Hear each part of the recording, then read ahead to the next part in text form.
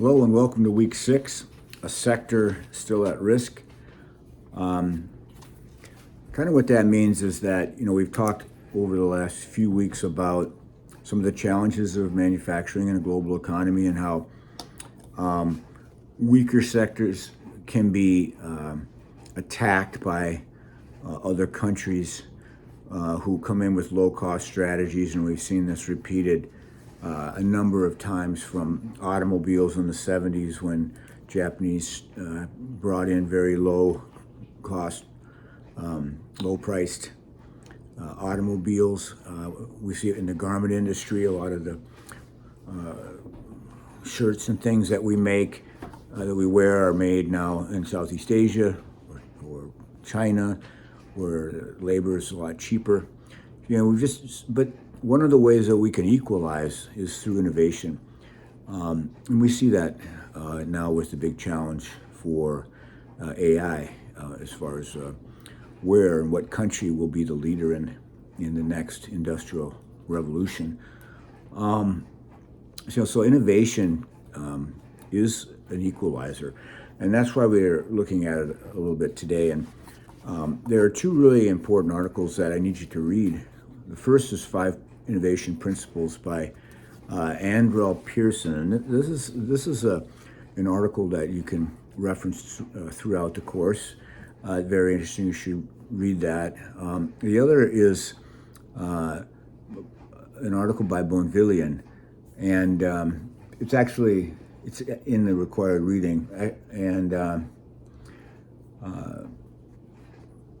I have a link to it there. Actually, it's a recommended resource, but I think it should be required, and it's called Reinventing American Manufacturing, The Role of Innovation by William Bonvillian. It's really a tremendous article. It's an older article, but like many of the older things, they still apply even today, and even more so in many cases, as they were written kind of ahead of their time. So I'll have the rewrites for controlled data finished by Wednesday, and looking ahead to next week, week 7, and that's my favorite module, or favorite week of the course. It's about motivation. I think you really enjoy that one, and then we go into looking at all of the dimensions of the high-performance manufacturing organizational model, 2 weeks for each, and then at the end of that will be the final week and the final paper. But before we get into the 2 leadership dimension weeks, I have a special week on motivation, because motivation obviously is extremely important. It's an extremely important piece of an equation that I call P equals M times C, which is performance equals motivation times capability.